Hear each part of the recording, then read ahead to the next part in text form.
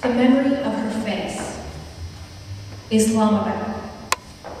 They all knew something terrible was going to happen each time he came home. The things he used. The first time, he grabbed the closest thing. He grabbed a pot. He smashed her head. He smashed her right eye hard. The next time, he thought about it a little and paused, took off his belt. She had gashes inside her thighs. The third time, he needed to be more involved in hurting her. So he beat her with his fists. He broke her nose. They heard her screams. They heard her cries. They wouldn't intervene. She was his, unwritten law. Don't ask what she had done. It was just her face that pissed him off. Just her needy face waiting for more. The last time he had had enough of her. He planned it out in advance. He got the acid. He poured it in a jar. She said she needed money for food for them. She looked like that. Like that. Like that, her face was gone. Totally melted off. Just eyes, that's all you see. That's all. Just eyes encased in gooey flesh. I tell you this because she's there inside this mess. Inside this monstrous mask. Inside the death of her esteem. She's there, I swear. I heard her wheeze. I heard her sigh. I heard her babble with something that was once her mouth. I heard her. I swear. She lives in there. Baghdad. When she woke up, her face was on fire. Bombs had fallen from the sky and her face was in flames. She couldn't scream. The burning encircled her throat like a falling tower. Just as the flames were entering her eyes, she pressed her torn blanket and it put out the flames, but stuck to the melted skin. When she pulled it off, she lost most of her cheeks, most of her forehead and chin. This was not a dream. There was nowhere to go. There was nothing to say as they wandered the streets of Baghdad looking for a hospital or a doctor who knows what to do when a face burns off.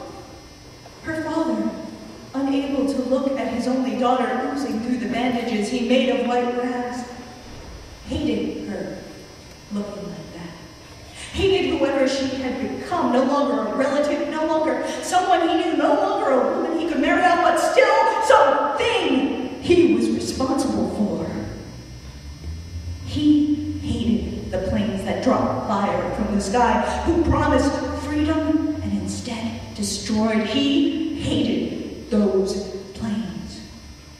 But right now, he hated his bandaged, melted, needy daughter more. Juarez.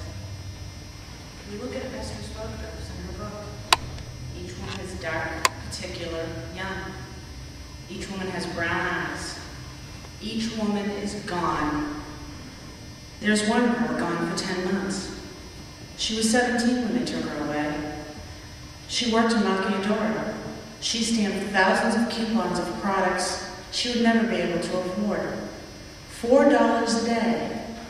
They paid her and bussed her to the desert to sleep in freezing shit. It must have been on the way, on the bus. They took her. It must have been dark outside. It must have lasted until morning. Whatever they did to her, it went on and on. You can tell from the others, who showed up without hands or nipples. It must have gone on and on. When she finally reappeared, she was bone, bone, bone. No cute mole above her eye, no naughty smile, no wavy black hair. Bone. She came back as bone. And she and the others in Esther's book, all beautiful, all beginning, all coupons, all faces, all gone.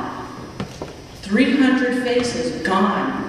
300 noses, 300 chins, 300 dark, penetrating eyes, 300 smiles, 300 mulatto-colored cheeks, 300 hungry mouths about to speak, about to tell, about to scream.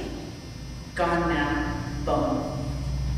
I saw all of this with these eyes. I swallowed the ashes of their sorrow with this mouth. I choked on the ugliness of their melted beings with this throat. I smelled their burning, screaming flesh. I tried to turn away when she lifted her chador in the restaurant. When she took off the bandages to prove to the soldiers how bad it was. When they raised the plastic cloth that concealed the bone outline of her head in the morgue, I tried to turn away. 5,000 women have been acid burned by their families in Islamabad, Pakistan. 90% of them have died. Not one person has been prosecuted. It is estimated that hundreds of women have been abducted since the beginning of the U.S.'s war in Iraq. 300 women have disappeared in Juarez, Mexico. 90 have turned up dead in ditches. Most were mutilated and raped. Not one person has been convicted.